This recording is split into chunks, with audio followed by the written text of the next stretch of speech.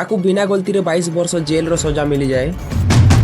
Police 3rd degree use करी से व्यक्ति ठारू गलती स्वीकार कराए। थर्ड डिग्री माने ना तो से किछु गुना करथिले ना तांको ऊपर किछु प्रूफ थिला, फिर भी तांको 22 वर्ष रो जेल हे गला।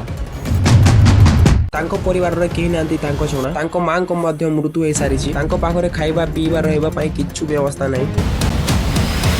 कोरापुट जेल रे 2 वर्ष 8 मास रहिली। सेट्रु सजा आला परे मैं कोरापुट जेल रे रहिली। रहिकर से जगह रो एबे मुक्ति कर आछि। मते एई जगह रे रहबा पई किछिटा मोर पई सहयोग करा जाऊ। मोर परिवार के नांती पछपटे आज पटे भी के नांती ना ऊपर होते ना तळे होते, मैं खाली एका होती।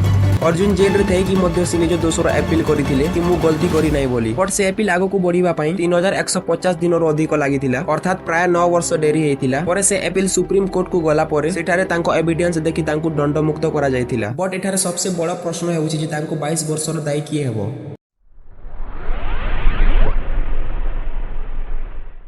देखो ये कहानीटा स्टार्ट आसी 2004 मसीह रे ओडिसा रो नवरंगपुर अंचल रे 3 जण महिला मृतदेह मिलिथिला। से 3 जण महिला नाम थिला कमला, सोनबारी आउ गुटे रत्नाई। घटना परे पुलिस तदंत आरंभ कला। तदंत रे अर्जुन जानी को नाम सामना को आसिला एंड तांको गिरफ करा गला। पुलिस पचरा उचरा समय रे तांको ठारू कन्फेशन बा स्वीकार उक्ति निया जायथिला। परे सुप्रीम कोर्ट एई कन्फेशन को आईन अनुसार ग्रहण योग्य नुहे बोली कहिथिला एंड डायरेक्ट 3rd डिग्री रो मध्य व्यवहार करा जायछि बोली उल्लेख करा जायछि। 3rd डिग्री रो मतलब हेउछि जबरदस्ती स्वीकार करवाई छंती लाइक गलती करिছে बोली। 2006 मसीह रे मामला ट्रायल कोर्ट रे चलिला। अभियोग पक्षक मुख्य जणे प्रत्यक्षदर्शी साक्षी तांको कथा को प्रमाण भावरे नैथिले। तापरे 25 अगस्त 2006 रे अर्जुन जानी को दोषी बोली राय दे जीवन कारादंड देले। तापरे अर्जुन जानी को जेल को पठा जायथिला। एहा परे तांको जीवन रे दीर्घ 22 वर्ष जेल दंड आरंभ हैला। हाई कोर्ट रे गोटिया समस्या अर्जुन निज कन्फिक्शन को विरोध रे हाई कोर्ट रे अपील कले, बट अपील करिवारे प्राय 3157 दिन लागिथिला, अर्थात 9 वर्ष पाकापुकी डिले हेतिला। 2016 रे हाई कोर्ट एही डिले को माफ कले नाही। फलरे अपील टाइम बेरेट करी एमिति कोई मामला टिको मना करि दिया गला। से अपील को ग्रहण करा गला नाही, समय सीमा पार हो जायथिबा बोली। अर्थात सही समय रे हाई कोर्ट एविडेंस ठीक की भूल ताहा गंभीर भावरे जांच करि पारिले नाही। आउ अर्जुन जेल रे ही रहिले। और 2024 मसिया रे सुप्रीम कोर्ट रे बड़ परिवर्तन आसिला। आउ शेष रे एही मामला सुप्रीम कोर्ट को पहुंचिला। सुप्रीम कोर्ट रे एही मामला रो एविडेंस को आउ थरे चेक करिले। कोर्ट को मुख्य आई विटनेस तांको कहबा कथा रे अनेक संदेह करा गला। से रत्नांको हत्या देखितिबा कथा कहिले, किंतु अन्य 2 जण महिला